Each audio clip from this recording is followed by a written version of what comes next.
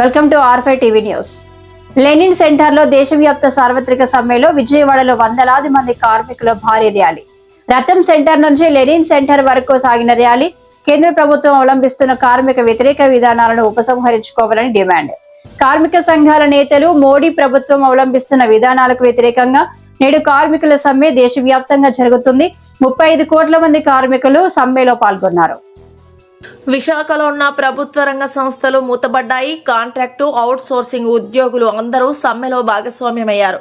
వీరికి వ్యతిరేకంగా కేంద్రం తెచ్చిన లేబర్ చట్టాలను వెంటనే రద్దు చేయాలి. వేతన చట్టాన్ని మార్చిన ఉపాధి హామీ చట్టాలను, విద్యుత్ చట్టాలను ఉపసంహరించుకోవాలి. ఏపీలో పనిచేస్తున్న 3 లక్షల మంది కాంట్రాక్టు కార్మికులను రెగ్యులైజ్ చేయాలి. సమాన పనికి సమాన వేతనం ఇస్తూ కనీసం వేతనం 26,000 ఇవ్వాలి. సిపిఎస్ రద్దు చేసి ఓపీఎస్ ను అమలు చేయాలి. బ్యాంకుల ప్రైవేటీకరణ నిర్ణయాన్ని వెనక్కి తీసుకోవాలి. మోడీ తెచ్చిన లేబర్ చట్టాల కార్పొరేట్ శక్తులకు మేలు జరుగుతుంది. కేంద్రం దిగి వచ్చే వరకు మా పోరాటాలను కొనసాగిస్తాం. ఆందోళనకు సిద్ధమైంది. ఈ ఆందోళన కార్యక్రమం ముగింపు పలకాలంటే ఒకటి కేంద్రంలో నరేంద్ర మోడీ అయినా గద్దె దిగాలి, లేకపోతే 4 లేబర్ కోడ్లైనా రద్దు చేయాలని చెప్పి మేము భారత కమ్యూనిస్ట్ పార్టీ సిపిఐగా కార్మిక వర్గానికి పిలుపునిస్తా ఉన్నాం.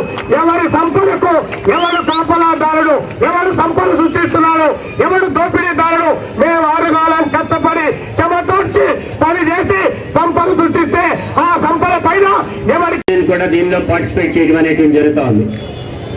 ముఖ్యంగా కేంద్ర ప్రభుత్వం తీసుకున్నటువంటి నిర్ణయాలు కొంతమంది చెప్తా ఉన్నారు, లేబర్ కోడ్లు వస్తే బాగుంటుంది కదా, ఇంకేంటి అయ్యా అంటున్నారు. నేను అడుగుతా ఉన్నా, స్వతంత్రం తర్వాత అనేక మంది కార్మికులు తమ యొక్క అసూలు బాసి సంపాదించుకునేటువంటి హక్కులన్నింటినీ కూడా కాల రాసేటువంటి పద్ధతిలో ఈ 4 కోట్లు తీసుకురావడం జరిగింది. ముఖ్యంగా వేతనానికి సంబంధించి కానీ, వేజ్ బోర్డులు కానీ, ఆ 1000 బోర్డులు కానీ ఏదైతే కమిటీలు ఉంటాయో ఆ కమిటీల్లో కూడా గతంలో ఉండేటువంటి పద్ధతిలో ఉంటే వాటికి కార్మిక సోదరులు దాంట్లో కమిటీ మెంబర్లుగా వేశారు. కానీ వాడు ఈ కోర్సు తీసుకొస్తే యాజమాన్యాలకే ప్రాధాన్యతనిచ్చేటువంటి పద్ధతి తీసుకొస్తారు.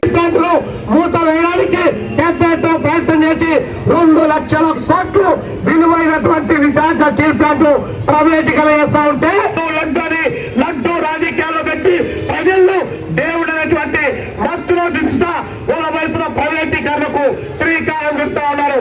అందుకే కార్మిక సంఘాలు, విద్యార్థి యువజన మహిళా సంఘాలందరికీ కూడా పేరు పేరున ధన్యవాదాలు ఇస్తూ ముగిస్తా ఉన్నారు.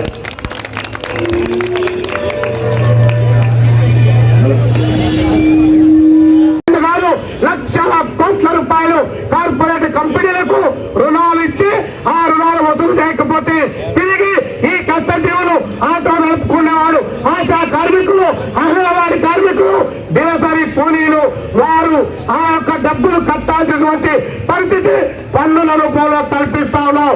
కాబట్టి ఈ పాలక ప్రభుత్వాలు ఈ కార్మిక వ్యతిరేక విధానాలు నిరసించకుండా మనం మరింత పెద్ద ఎత్తున పోరాటాలకు సిద్ధం కాకపోతే ఈ పోరాటాలు పక్కదారి వర్తించడానికి రాష్ట్రంలో కేంద్రంలో ఉన్నటువంటి 2 పాలక వర్గాలు కూడా అదే ప్రయత్నం చేస్తా ఉన్నారు. మళ్ళొక ఆయన చెప్తా ఉన్నారు, ఈ రాష్ట్రానికి ముఖ్యమంత్రి సుపుత్రుడు చెప్తా ఉన్నాడు, ఫార్చ్యూన్ 500 ఆ కంపెనీలకు 99 పైసలకే భూమి ఇస్తాం, అవసరమైతే ఊరికి ఇస్తామని చెప్పి చెప్తా ఉన్నాడు. ఏ కష్టపడి సంపాదించావా, దుక్కిలున్నావా, పిరసారాలు పండించావా, నువ్వు మీ తండ్రి గారు